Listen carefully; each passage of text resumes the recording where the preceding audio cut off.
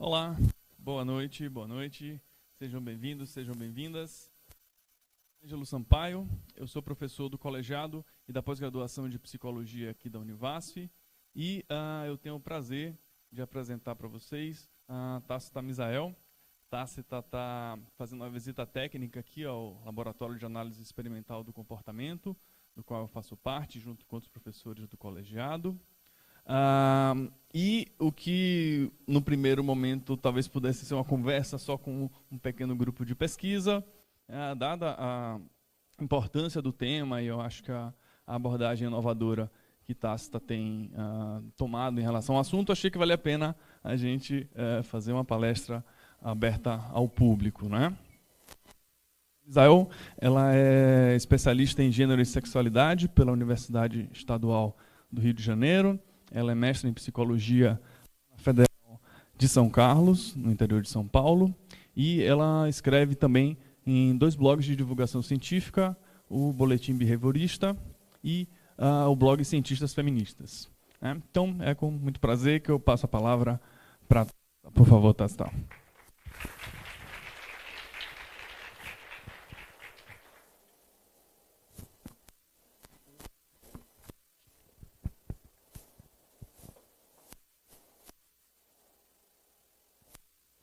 Boa tarde a todos e a todas. Antes de começar, uma pergunta muito importante para eu saber direcionar o que eu vou apresentar. Eu fiz uma apresentação pensando que seria basicamente os alunos do professor Ângelo, que estudou análise do comportamento, e eu estou vendo que tem mais pessoas aqui. Então, eu queria saber aqui, quem está aqui, quem que é da psicologia?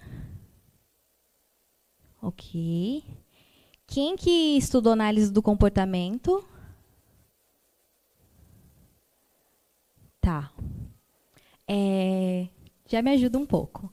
Se vocês tiverem dúvidas ou quiserem fazer comentários, pode interromper, não tem problema nenhum, porque às vezes é melhor tirar uma dúvida enquanto a gente está apresentando para não carregar essa dúvida até o final. Tá? Então, fiquem à vontade, só levantar a mão ou me chamar, que eu paro para tentar responder vocês. Ok?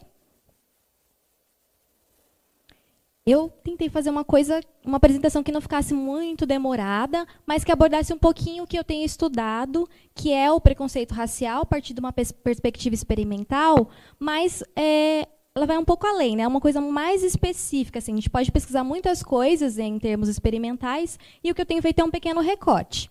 Então, eu vou falar um pouquinho sobre, de maneira geral, como que a gente poderia aprender o preconceito racial, e depois eu vou focar mais no que eu tenho feito.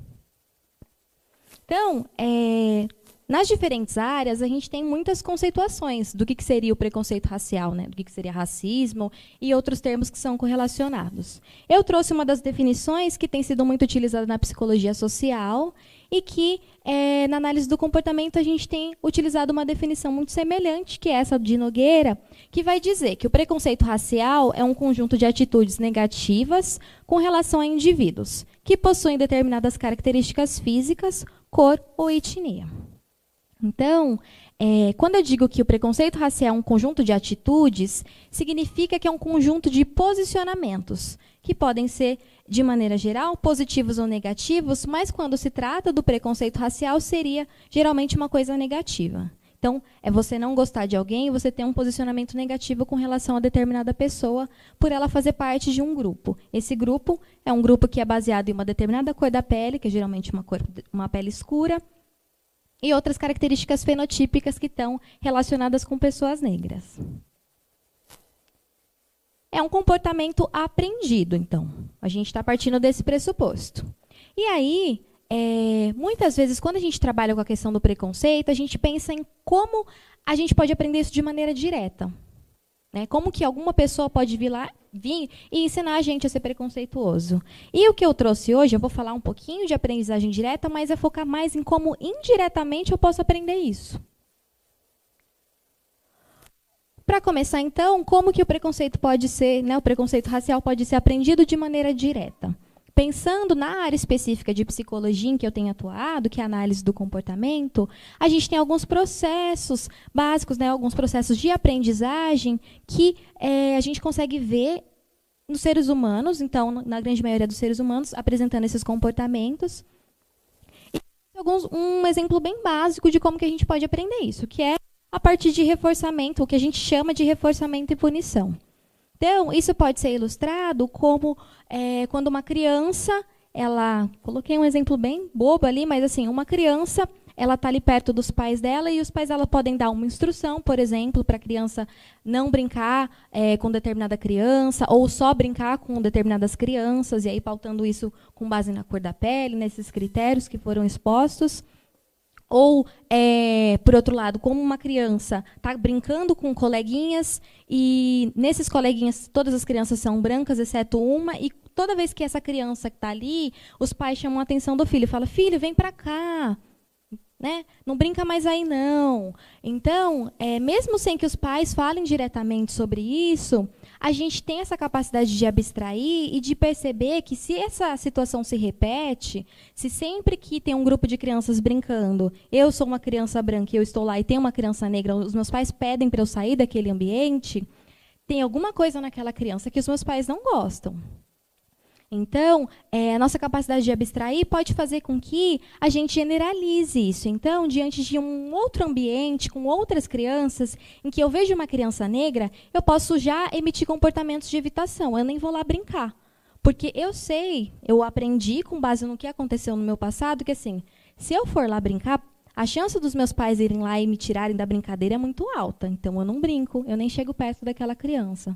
Ou, em outros casos, a gente pode ter outros comportamentos, como já a criança falar alguma coisa, não, mas você é ruim, mesmo sem entender o que aquilo significa. Isso é o que eu acabei de falar, né? Com base nas propriedades físicas, em características físicas, a gente pode generalizar essa aprendizagem e passar a emitir isso não somente diante daquela situação inicial na qual os pais foram lá e falaram determinada coisa para a criança, mas em outras situações também.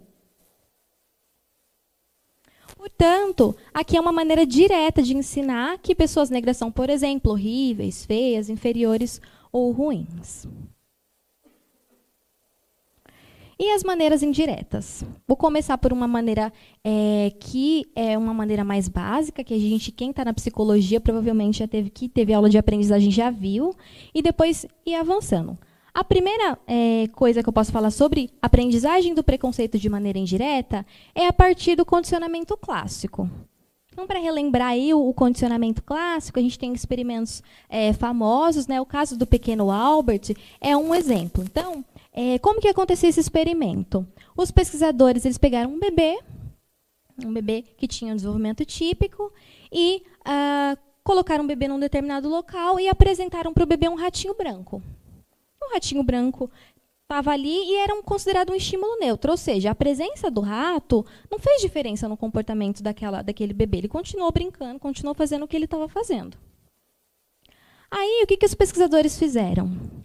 Eles começaram a apresentar o rato com um barulho muito estridente, um barulho que é acima do nosso limiar e que assusta. Então, quando a gente tem aquele reflexo de sobressalto, por exemplo, isso para um bebê, ele tem aquele reflexo que começa a chorar. E isso era apresentado de maneira conjunta. Com um número alto de exposições, às vezes nem tão alto, mas com uma repetição dessas exposições, então sempre que apresentava, o ratinho branco apresentava no mesmo momento esse barulho alto, o que a gente tem como resultado? Depois que a gente faz esse emparelhamento, só de apresentar o rato branquinho, que não evocava nenhum tipo de resposta, o bebê passa a chorar, sem ter nenhum som.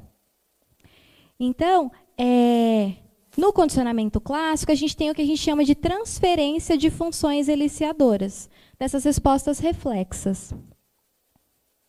E a gente também vai generalizar, ou seja, nesse experimento, o bebê ele não passou a ter medo só do rato branco.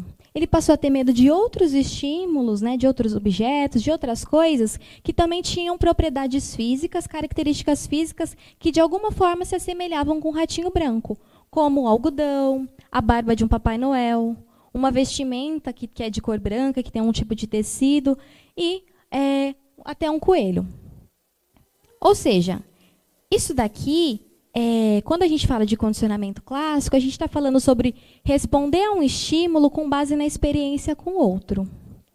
E isso começa a caminhar para o foco da apresentação, que é, muitas vezes a gente se comporta com relação a determinada pessoa, a determinado grupo de pessoas, sem que a gente tenha tido nenhum tipo de experiência com elas de maneira negativa, que é o que a gente chama de preconceito, né? Mesmo sem eu conhecer aquela pessoa, eu tenho toda uma avaliação pronta sobre como ela é, ou como ela age, ou se ela vai ser boa ou ruim para mim. Então, vamos lá. Para passar para o ponto que é mais central, porque é o que eu tenho trabalhado, eu vou fazer um pequeno desvio, que eu espero que seja didático.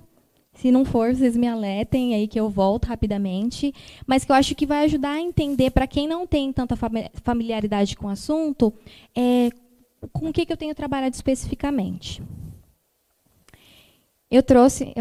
eu adoro Cazuza, gente. Para quem não conhece, então, esse aqui é a foto de um cantor que fez muito sucesso no Brasil, foi considerado um dos melhores compositores na música brasileira. Mas eu nem vou falar sobre ele como cantor, eu vou falar sobre uma coisa que ele fez lá na década de 80, durante um show. Ele estava apresentando lá os shows, ele era muito famoso por ser muito espontâneo, por falar besteira às vezes e tal. E aí ele estava lá se apresentando e alguém que estava na plateia jogou uma bandeira do Brasil para ele.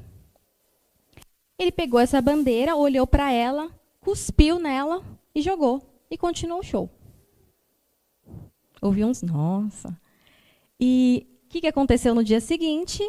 Os jornais, as revistas publicaram várias notas falando que absurdo que era ele ter cuspido na bandeira do Brasil. Como ele podia ter feito uma coisa dessas? Por que a mídia agiu dessa forma, por ele ter cuspido na bandeira? O que vocês acham? Preciso que vocês falem. Quem pensou, nossa, pode falar.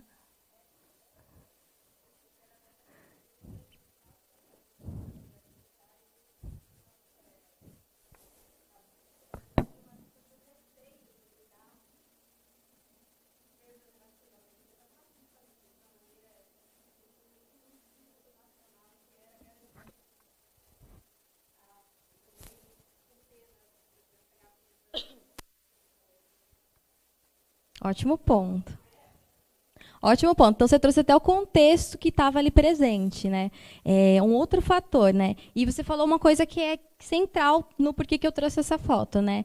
Que, pelo que você falou, ele estava agredindo, de alguma maneira, um símbolo do país. A bandeira não é o símbolo do país? Então, quando você cospe na bandeira, é como se você tivesse cuspindo ou rebaixando o país, de alguma forma. Vocês concordam? E aí ele vai falar. Eu realmente cuspi na bandeira, e 2 vezes. Não me arrependo. Sabia muito bem o que estava fazendo. Eu sei muito bem o que é a bandeira do Brasil. Me enrolei no Rock in Rio junto com uma multidão que acreditava que este país podia realmente mudar. A bandeira de um país é o símbolo da nacionalidade para um povo. Vamos respeitá-la no dia em que o que está escrito nela for uma realidade. Por enquanto, estamos esperando. Ou seja, ele assumiu realmente o que ele fez, e esse caráter do símbolo ter alguma função fica muito presente na fala dele. Ele fala que a bandeira é o símbolo da nacionalidade. Então, assim, é como se ele estivesse falando de alguma forma, essa nacionalidade eu não quero para mim. Sabe? Essa nacionalidade que a gente está vendo, com tantos problemas, não é uma coisa ideal. Por isso que eu cuspi na bandeira, por isso que eu estou rebaixando isso. E eu trouxe isso para quê? Para falar de 3 descobertas, a gente tem muitas descobertas científicas, mas 3 descobertas científicas que são importantes para o que eu tenho feito. E aí eu vou ter que pedir para vocês acreditarem em mim que essas são realmente descobertas científicas. Depois vocês podem questionar. A primeira delas é que trata os símbolos como as coisas que elas representam. Tá? Então, aqui tem algumas fotos. Se vocês já viram essas fotos, provavelmente elas evocam algum tipo de reação. Vocês vão pensar sobre coisas olhando para essas fotos. Vocês podem visualizar pessoas, sei lá, vocês podem ver uma pessoa cantando, ou ver quem que é a pessoa, né? Que é uma língua só, que é isso? Para quem conhece, sabe que esse é o símbolo de uma banda, por exemplo, ela sabe que não é só uma foto de uma língua, ela sabe que aquilo está relacionado com uma banda que toca um determinado tipo de música e assim por diante. E para as outras figuras também. Então, a gente trata os símbolos como as coisas que eles representam. A gente geralmente reage a palavras e outros símbolos como se eles fossem as coisas ou eventos os quais eles se referem. Quando a gente queima a bandeira, né, como um exemplo, ou quando a gente malha o Judas, ou aqui na estátua do Stelling também, quando você malha o Judas, você sabe que você não está agredindo uma pessoa. Mas às vezes você não tem um determinado sentimento. Para quem é religioso, né, e está nesse contexto em que aquilo é uma coisa importante para ele, ela vai sentir certas coisas quando ela for malhar o Judas, por exemplo. Vocês concordam? Sim, não, talvez. Vou trazer mais exemplos para ver se todo mundo concorda. A gente também reage a palavras com sentimentos de dor. E a gente usa palavras para infligir dor. Quantas vezes vocês já se sentiram muito mal com base em alguma coisa, algum xingamento, alguma coisa que alguém falou para vocês, que pode ter machucado tanto quanto uma agressão física? Alguém já passou por alguma coisa do tipo? Não é necessário bater em alguém, né, agir de maneira fisicamente, agredir fisicamente alguém para machucar. Certo? Cada símbolo vai se relacionar com outros símbolos. Ou seja, aqui, que a gente tem um símbolo de uma banda, provavelmente, se eu mostro, se alguém gosta do tipo de música que está aqui, pode conhecer outros símbolos que estão relacionados a esse. São todos símbolos de bandas ou símbolos que se remetem ao rock and roll. E a gente faz isso para várias categorias, né? Quando a gente pensa numa palavra, quando a gente fala sobre determinado assunto, a gente tem coisas que estão atreladas ao que eu estou falando. O símbolo faz parte de uma categoria, os seus significados são compartilhados entre os membros dessa categoria. No exemplo de música, pode ser que eu esteja falando com uma pessoa que, para ela, rock é barulho. E eu falo assim, não, mas a gente tem vários tipos de rock. A gente não tem só, sei lá, heavy metal. A gente tem o rock clássico, a gente tem death metal, a gente tem uma variedade de gêneros. Ela fala, tá, ainda assim é barulho. Por que eu estou trazendo isso? É uma categoria. Se a categoria maior ali, para mim, tem um significado, a probabilidade de que os membros dessa categoria sejam tratados da mesma forma ou de forma semelhante é muito alta. E o exemplo que todo mundo já passou, relacionamentos. Aquele relacionamento difícil, em que depois de muitas e muitas e muitas brigas, as pessoas resolvem, né, se separar, e aí você pega fotos, presentes, tudo que aquela pessoa te deu, todas as fotos em que essa pessoa presente e rasga tudo e sente aquela coisa assim, ai, que delícia fazer isso. Ou queima. Acho que ninguém fez isso, né? Mas, de alguma forma, não parece como se estivesse se livrando de verdade daquela pessoa? Mas a gente está se livrando daquela pessoa? A gente está se livrando de um papel ou de um presente? Olha como a gente age. A gente está agindo quase num símbolo. Aquele símbolo, ele está representando aquela pessoa ou aquela coisa. Aquele símbolo faz com que a gente sinta as coisas que a gente sente diante da pessoa. E, às vezes, até se essa pessoa gostava de certas coisas, você passa a odiar aquilo. Você não quer saber das comidas, ou do tipo de música que a pessoa ouvia, do tipo de esporte, né? Da modalidade de esportes. Você quer distância de tudo aquilo. Ok, Tácita. Você fez o desvio, mas vamos voltar? O que isso tem a ver com preconceito racial? Quando eu falo em preto, o que vocês pensam? O que vem na cabeça de vocês? Cor. O que mais? Sem medo. Noite. Gato? O que mais? Não ouvi. Luto. Escuro.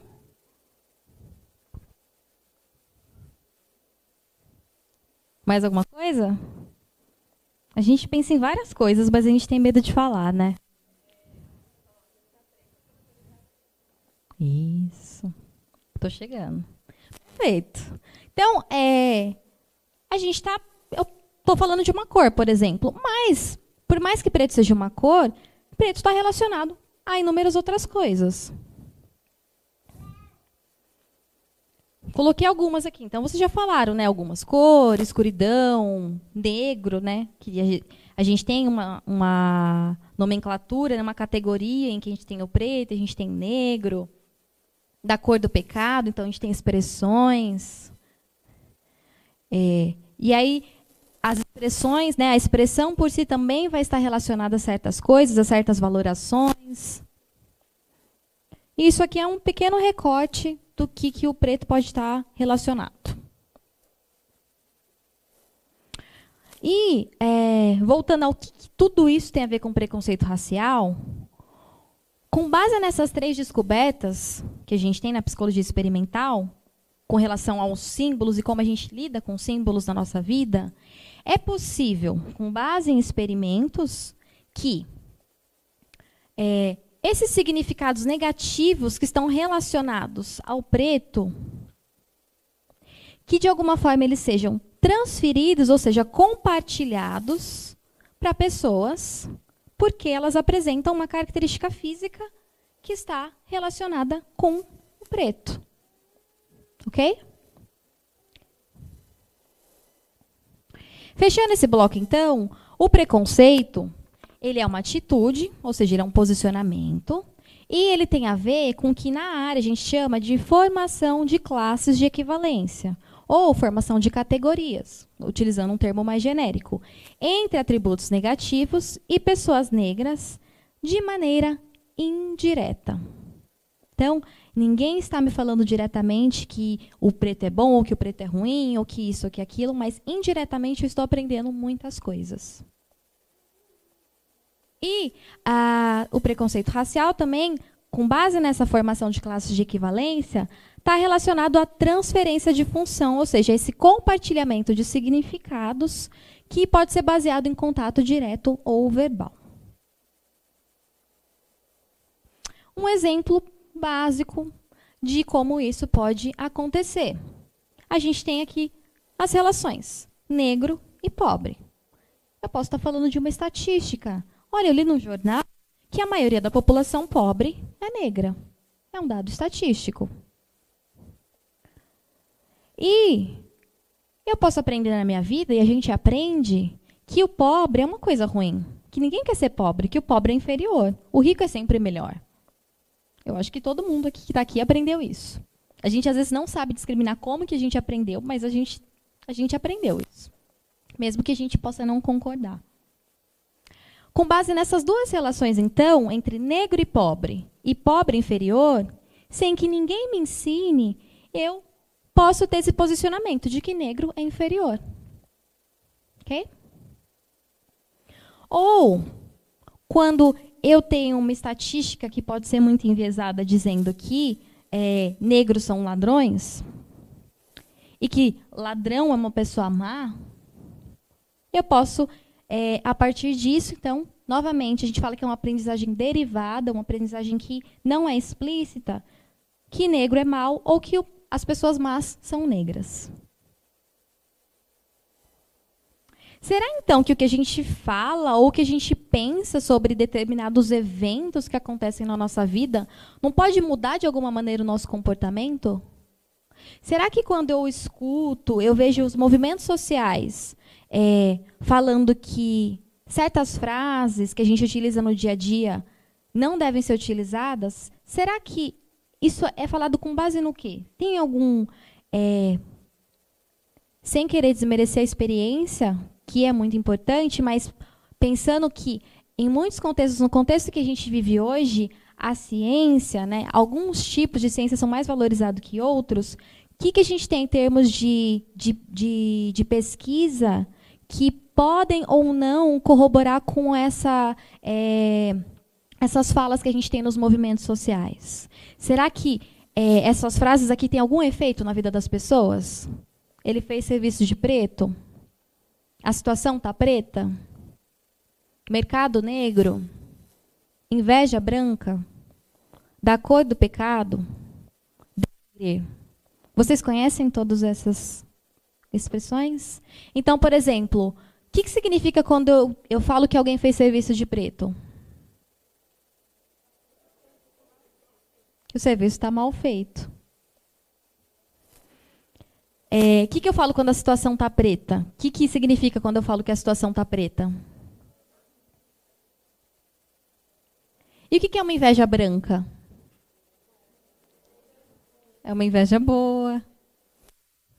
Exato. Então, o que a gente está aprendendo de maneira indireta? Uma situação preta é uma situação boa ou ruim? Ruim.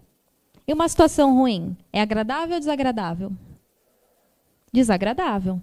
Uma coisa que é desagradável é amável ou detestável? Geralmente detestável.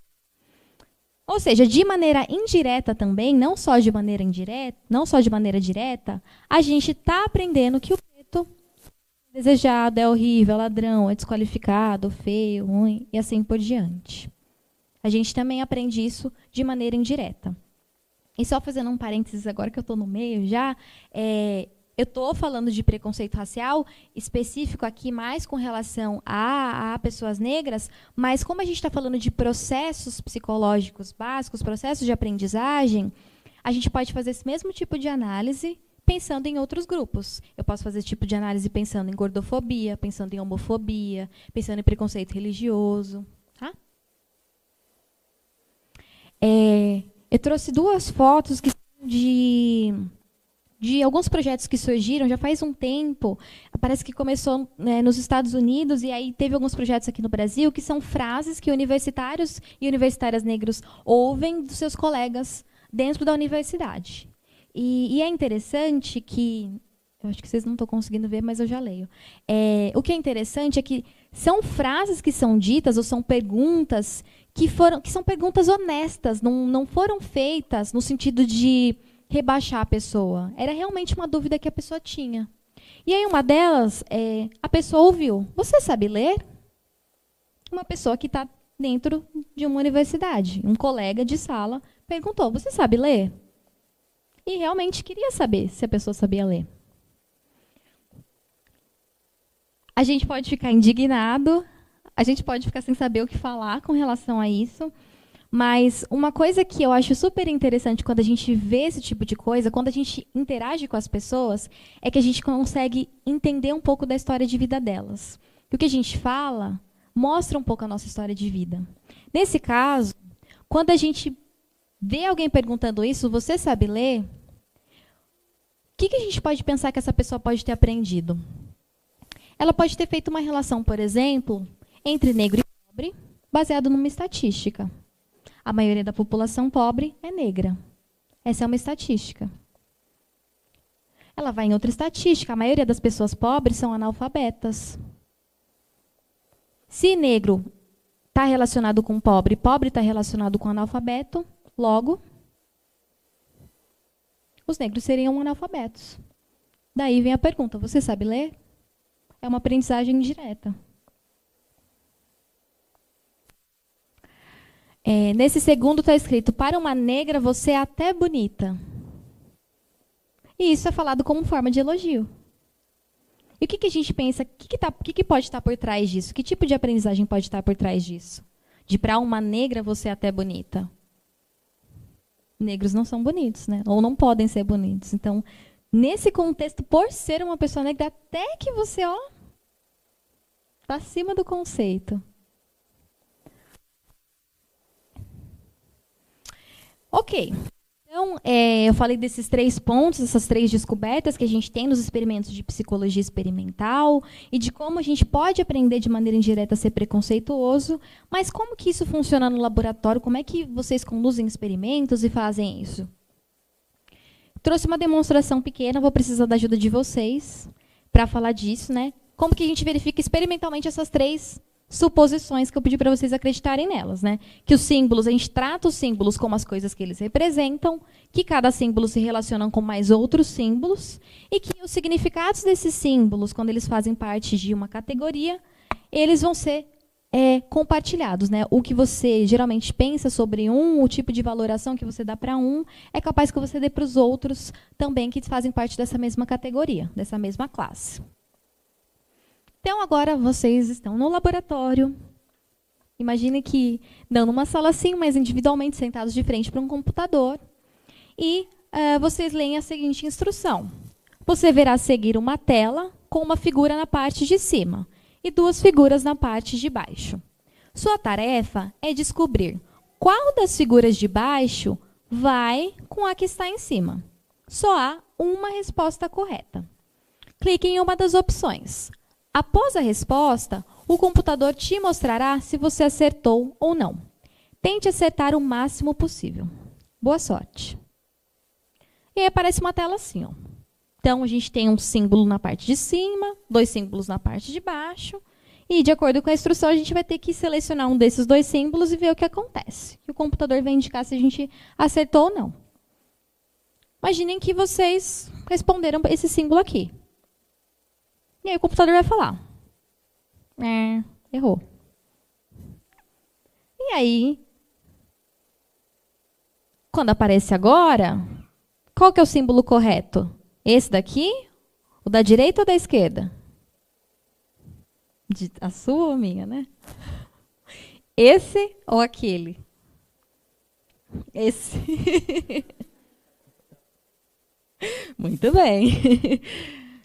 Ok. É uma pequena demonstração, tá? Geralmente essas tarefas a gente faz várias e várias e várias vezes. E acerta, né? No começo a gente erra várias vezes.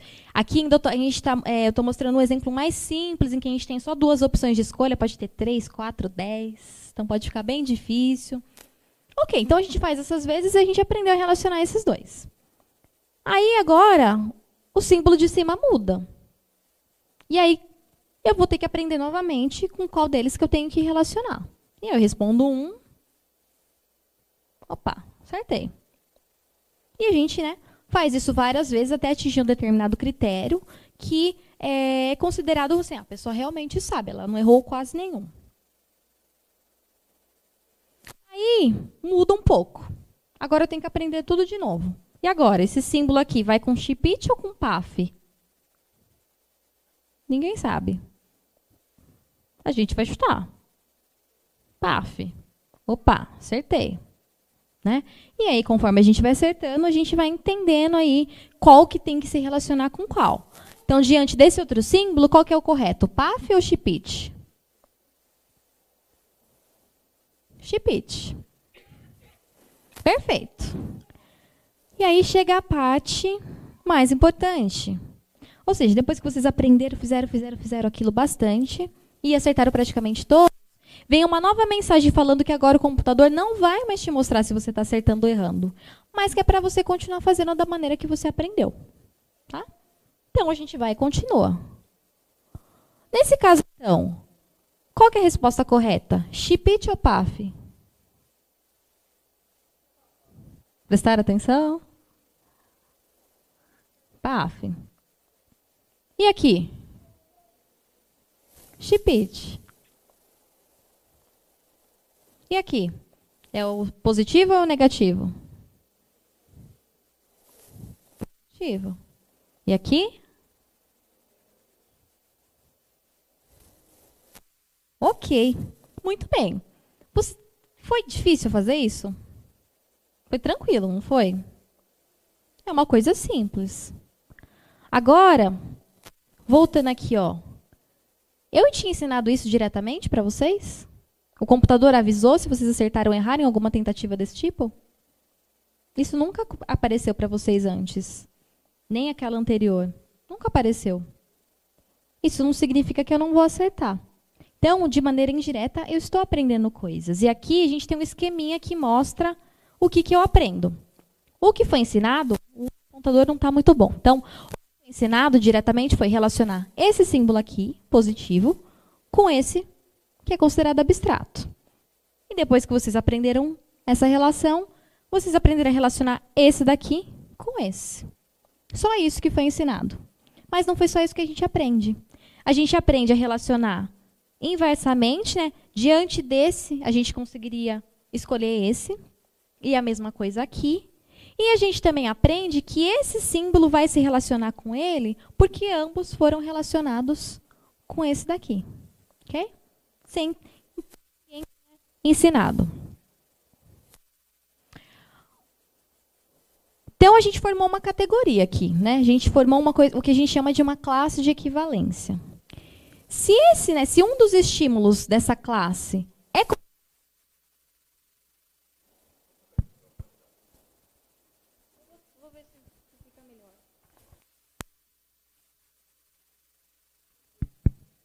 acho que esse está melhor. Se, então, um desses símbolos, por exemplo, esse daqui, é considerado um símbolo positivo, e depois que o participante faz essa tarefa, eu dou um instrumento para ele, de um tipo de um diferencial semântico, ou seja, um instrumento que é para ele avaliar cada uma das figuras, falando o quanto essas figuras são positivas ou negativas, o quanto são boas ou más, ou fortes e fracas, com uma série de adjetivos. Alguns que são, claro, para que o participante não identifique o propósito da tarefa. A gente tem evidência experimental de que os participantes que acreditam que um dos estímulos, um dos símbolos que fazem parte dessa categoria é positivo, os outros também vão ser considerados positivos. E mesmo se depois que o participante já terminou toda a tarefa, eu ensino uma nova coisa para ele, como relacionar esses dois estímulos aqui, e eu aplico de novo o questionário, ele vai falar que o outro símbolo também é positivo. Essa é mais ou menos a maneira experimental com a qual a gente tem estudado esses processos, tá? Estudado como que a gente pode aprender coisas de maneira indireta. E aí, por que então não utilizar essa metodologia para diminuir o preconceito racial? Se eu estou vendo que é possível que eu aprenda a ter certos tipos de preconceito com base nesse tipo de aprendizagem, por que eu não posso utilizar isso para diminuir ela? É isso que eu tenho feito desde o mestrado.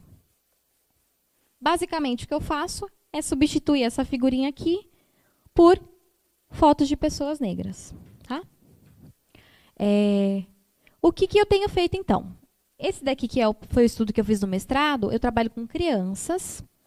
E a primeira coisa, então, para eu poder tentar diminuir o que a gente chama de preconceito racial, é preciso, então, encontrar crianças que demonstrem, de alguma maneira, um preconceito racial ou um viés racial.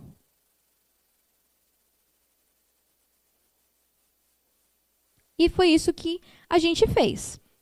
A gente foi numa escola, falou que ia fazer uma pesquisa sobre atitudes e tal, e depois que está tudo combinado, a gente chega lá para as crianças e dá uma tarefinha desse tipo aqui.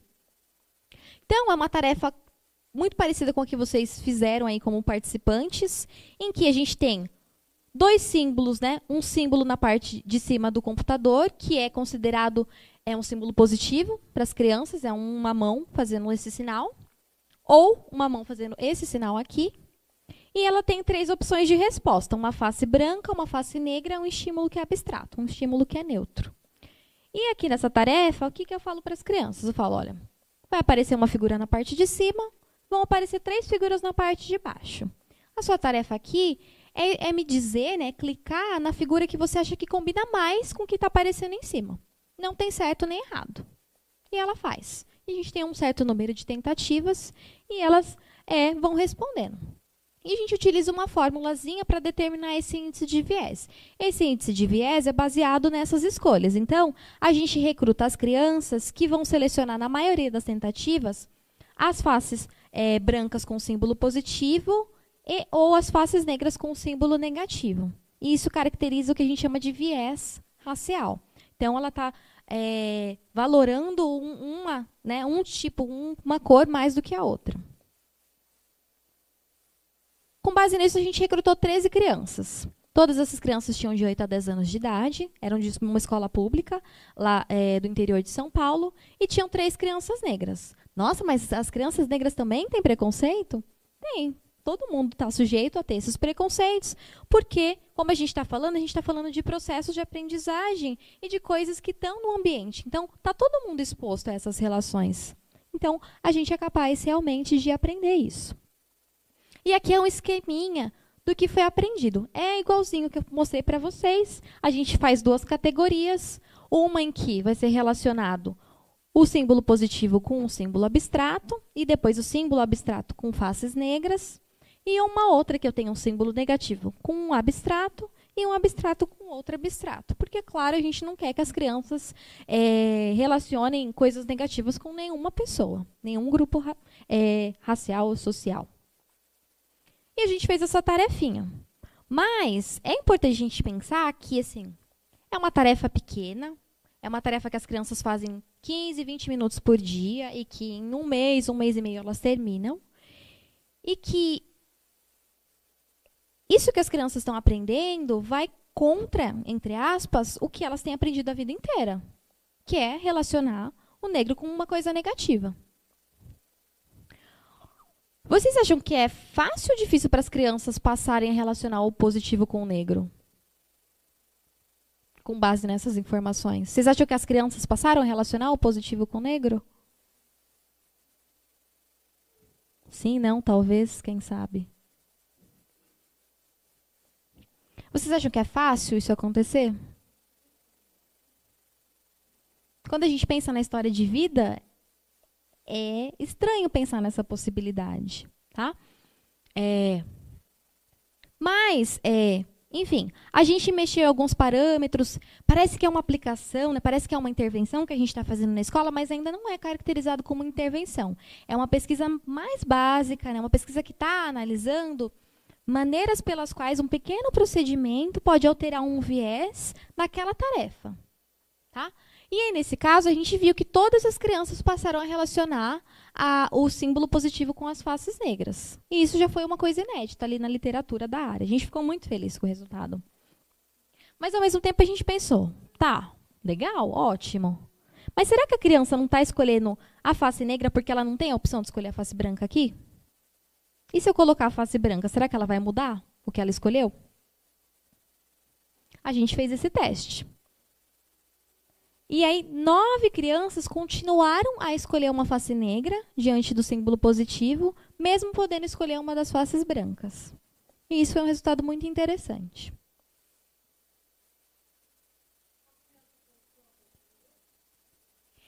Isso é um detalhe importante. Eu era pesquisadora, mas não só eu. Eu fiz com metade das crianças e uma pesquisadora branca, né, me auxiliou e fez com outra metade das crianças, porque o experimentador, ele está numa situação ali de poder na escola, né? Uma pessoa diferente que entra na escola, que pega as crianças para fazer tarefas.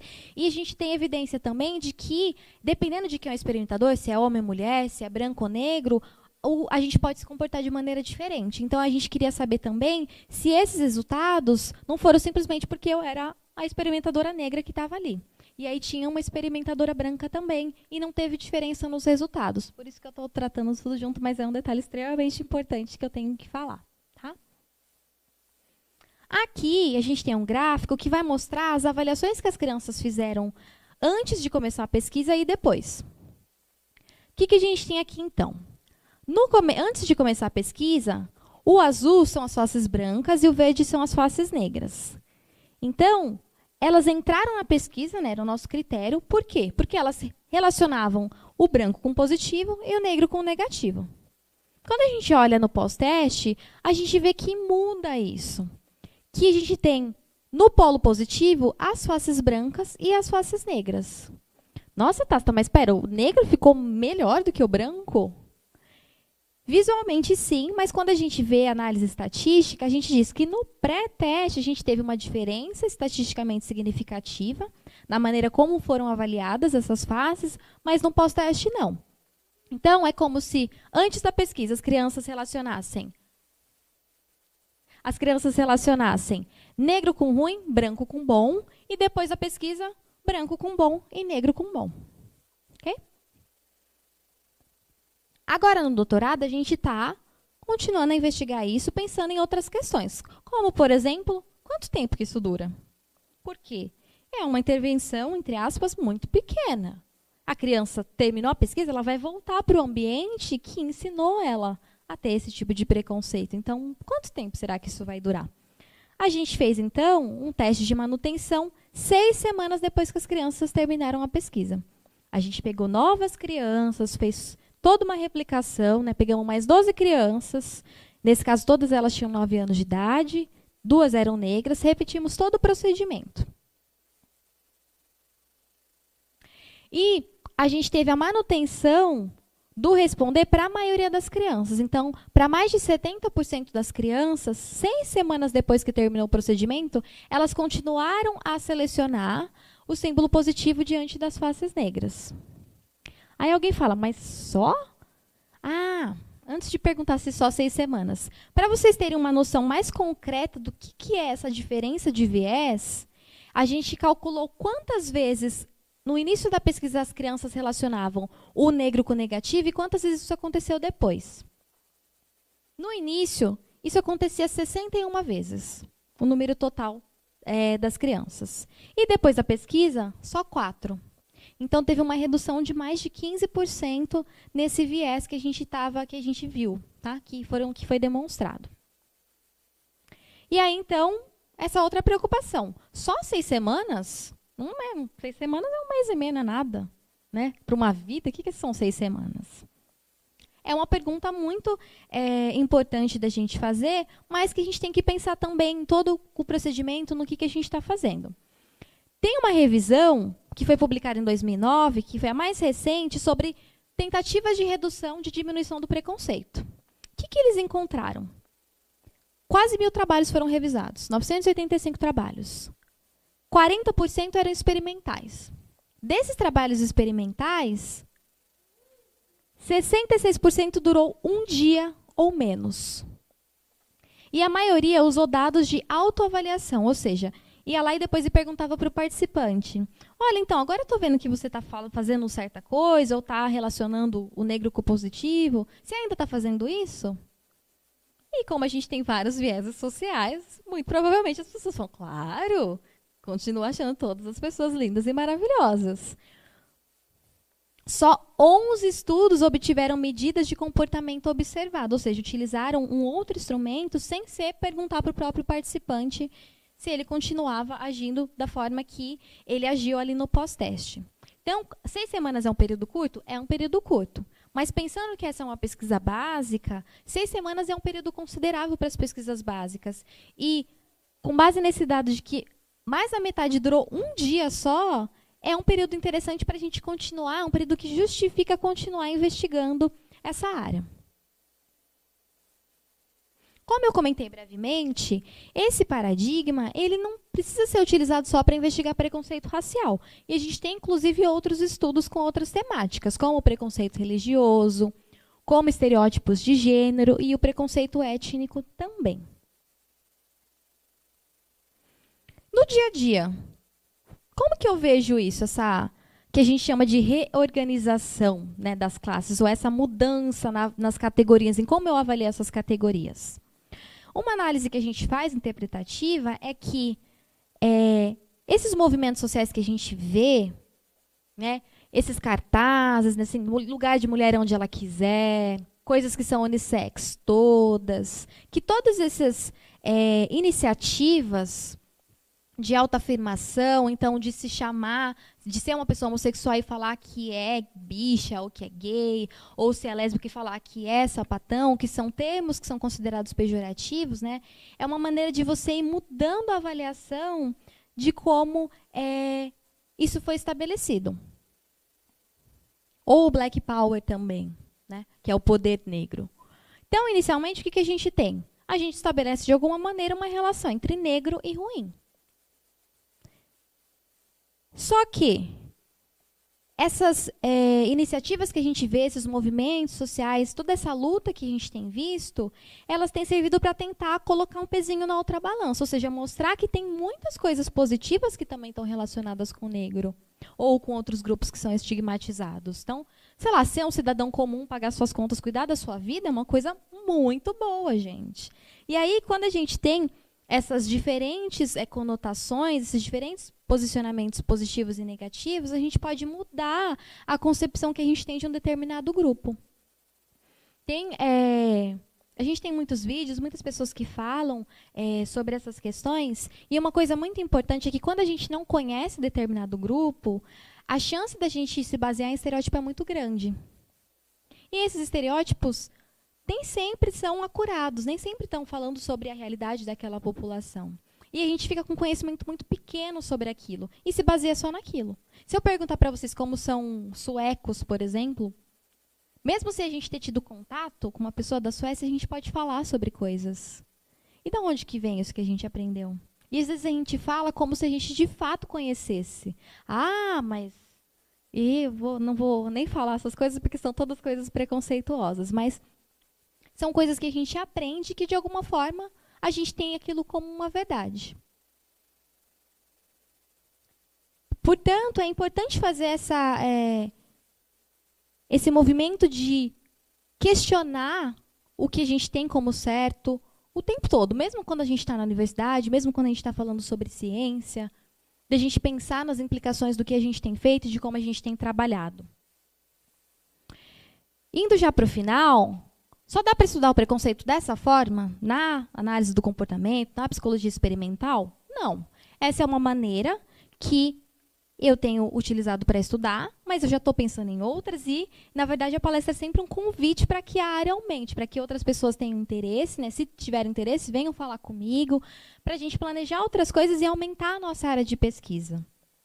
A gente está falando aqui de como um indivíduo pode aprender essas coisas, mas quando a gente pensa na sociedade, em como várias formas de estigmatizar as pessoas são mantidas pela sociedade, né? São reforçadas. A gente pode pensar em análises mais culturais. E aí, tanto de maneira teórico-experimental. Na área da análise do comportamento, a gente pode falar sobre comportamento verbal, a gente pode falar sobre metacontingências, sobre macrocontingências. A gente pode utilizar o que é chamado de medidas implícitas, que são, basicamente, né, grosso modo, são maneiras de relacionar diferentes estímulos, ou seja, você vai fazer um instrumento, participar de uma pesquisa e vai responder no computador a relações, como, por exemplo, negro, positivo e negativo, branco, positivo e negativo. E você tem que responder de acordo com uma regra muito rapidamente, em menos de 2 segundos. Porque isso, em tese, faria com que o que a gente realmente pensa sobre as coisas seja demonstrado. Porque se alguém vem e pergunta, você tem preconceito com relação a tal grupo? É muito pouco provável que a gente fale, porque a gente tem ou legislação, ou a gente tem um ambiente social que pune isso, que fala isso não é legal, você não pode falar isso. Esses instrumentos servem para ser uma alternativa, principalmente com adultos, né? Eu trabalho com criança, é mais tranquilo. Mas para trabalhar com adultos, eles iam, na hora, perceber o objetivo da minha pesquisa. E a gente tem também a teoria das molduras relacionais, que é uma coisa mais recente, mas que, pensando em como os estudos que eu apresentei foram feitos, são com relações que a gente chama de equivalência, né? Então, eu falei que o negro é inferior, ou que o negro é igual, né? O negro é igual a inferior, ou que negro é igual a ruim. Nessas teorias, a gente pensa em outras relações, como oposição. Para dar um exemplo rápido, a oposição seria, por exemplo, pensando no preconceito de gênero, rapidinho. Se eu aprendo quando eu sou criança que tem homem e tem mulher, ou tem menino e menina, e aí alguém me fala, o homem é o oposto da mulher. A gente aprende isso quando a gente é criança. E depois, quando a gente cresce, a gente pode ouvir alguma coisa assim. Homens são corajosos, ou homens são dominantes. Com base nisso, sem que ninguém me ensine, eu posso achar que as mulheres são submissas, ou que as mulheres são fracas. Então, é uma maneira de, a partir da oposição, eu aprender coisas indiretamente também. E de outras relações que também são possíveis. Portanto, o preconceito ele é considerado uma coisa feia, proibida, que a gente não pode falar, né? A gente é proibido de falar sobre o preconceito. Mas, esse ponto é muito importante, que fique claro, o preconceito está ligado a um processo básico. Então, todo mundo aqui tem preconceito. A gente tem que falar sobre isso. Por quê? A gente não responde a um estímulo individual. Quando eu estou conversando com alguém, não é só a minha relação com aquela pessoa que está no jogo. Tudo que a vestimenta da pessoa, os gestos da pessoa, como eu vejo a pessoa, toda a minha história está ali. Então, a gente não responde a um estímulo individual, a gente responde a classes de estímulos. E quando a gente entende um pouquinho esses efeitos, ou como na apresentação, como a gente entende como eu posso aprender indiretamente vários tipos de preconceito, isso pode auxiliar a gente em fazer modificações mais práticas, que geralmente são chamadas de conscientização, né? Mudar coisas de fato, ou tendo isso, né, falo, será que quando eu conheci alguém e eu falei, ai, o santo não bateu, eu falo, nossa, mas lembra aquela palestra? Será que eu, de alguma forma, eu tenho alguma coisa indireta que está fazendo eu não gostar dessa pessoa? A gente pode mudar o nosso posicionamento e se abrir mais para conhecer as pessoas e diminuir o nosso preconceito de fato. É isso, gente. Obrigada.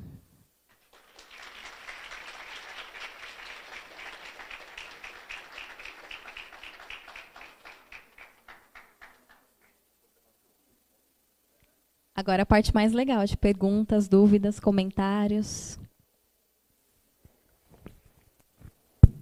Boa noite. Boa Você noite. pensa em, agora no doutorado, introduzir novos estímulos, além do positivo, para investigar a generalização com as crianças? A gente tem várias perguntas, várias coisas que a gente quer fazer.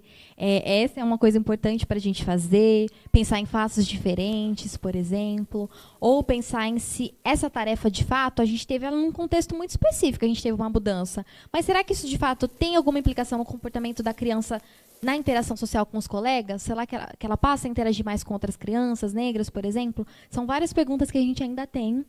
E que por isso que a gente está assim, o tempo inteiro assim, pegando pessoas que estão interessadas para a gente conseguir analisar essas coisas. Que eu já estou no 3º ano do doutorado, então em breve eu não vou conseguir mais pesquisar pelo menos essas questões específicas, mas a gente tem muitas questões e a gente quer sim responder. Essa é uma das perguntas que a gente quer responder.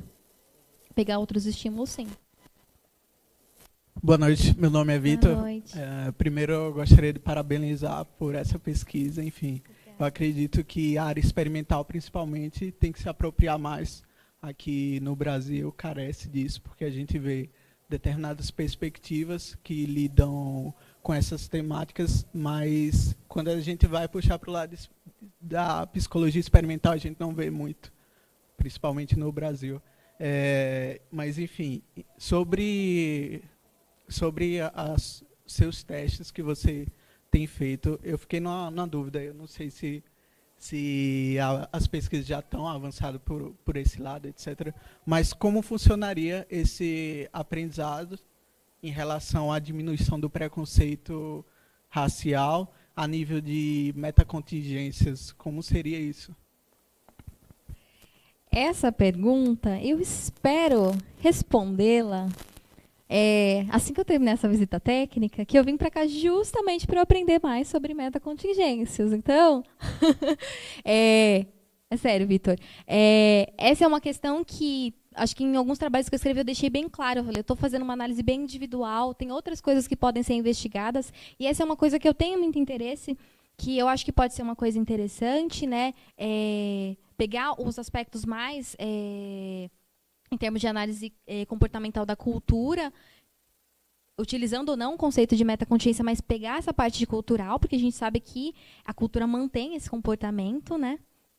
E eu vim aqui para isso. Então, eu estou lendo coisas assim, Ângelo, dúvidas, dúvidas e dúvidas. Então, eu não vou poder te responder isso, mas eu espero que, em algum momento, e aí você também pode ajudar a gente nessa construção, que a gente possa construir algo nesse sentido. Boa noite, Tácita. Boa noite. Meu nome é Júnia, sou colega de Ângelo aqui, sou professora, sou analista do comportamento também. E eu queria te parabenizar. É muito legal ver temas tão importantes socialmente, né, sendo estudados experimentalmente. Eu concordo com o Vitor, acho que a gente precisa fazer mais isso mesmo. E aí, como eu não conhecia muito o tipo de estudo que você faz, né, com, assim, não o delineamento, mas a questão de você trabalhar o preconceito, né? Eu fiquei curiosa, assim, eu queria saber se tem outras pesquisas semelhantes à sua, que utilizam um procedimento parecido para estudar questões semelhantes, né, que tem essa relevância social, e se tem algum outro procedimento experimental que você conheça, assim, que também seja possível de ser utilizado para estudar esse tipo de questão, assim, que nos preocupa tanto, né? Obrigada. Tem, assim, então, com relação aos estudos, o meu estudo, tem muitos estudos que foram feitos antes. Então, o primeiro estudo, por exemplo, ele é de 91. E ele foi feito lá na Irlanda do Norte, né, que é um país que é conhecido por ter conflitos com relações à religião. E lá, com base no nome da pessoa, as pessoas, eles sabem se a pessoa é católica ou é protestante. E aí a primeira pesquisa foi feita lá. O que eles fizeram? Foi um procedimento bem parecido. Então, aí utilizando termos mais técnicos, né, ensinou a relação. O que eles fizeram? Né? Ensinaram a relação, era AB e BC. Então, era nome católico, símbolo abstrato, símbolo protestante, que era uma figura, eu não lembro o nome dos estímulos, mas era... Então, qual que era o objetivo? Era verificar se os nomes católicos iam ser relacionados aos símbolos protestantes. E aí, com esse procedimento simples, menos da metade dos participantes fizeram essa relação. E o que foi interessante é que, assim, eles tinham 3 grupos de participantes. Tinham participantes católicos, tinham participantes protestantes da Irlanda do Norte e também tinham ingleses protestantes, que era como se fosse um grupo controle.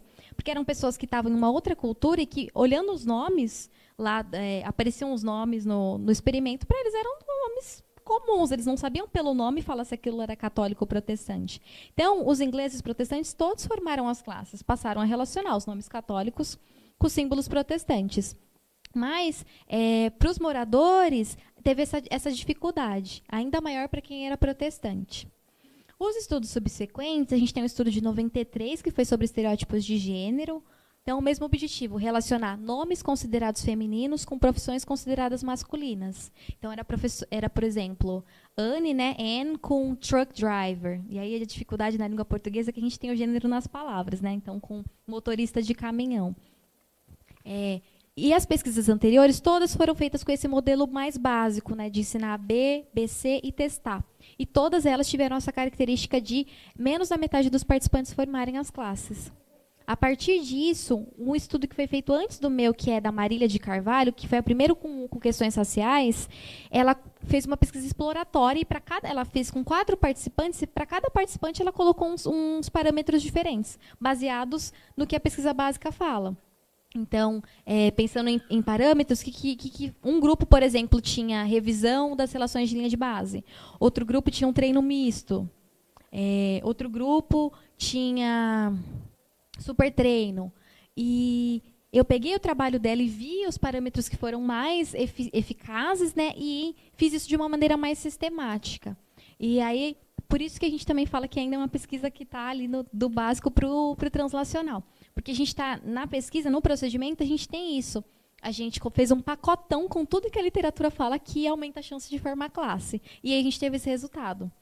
E agora, no doutorado, um dos estudos foi justamente fazer 4 grupos de participantes e colocar cada grupo com um tipo de parâmetro para ver o efeito de um parâmetro sozinho, de um grupo controle também, que o grupo controle replicou esses resultados de ser metade dos participantes só ou menos formando as classes, para investigar melhor, então, o que na tarefa está aumentando essa probabilidade dos participantes formarem as classes.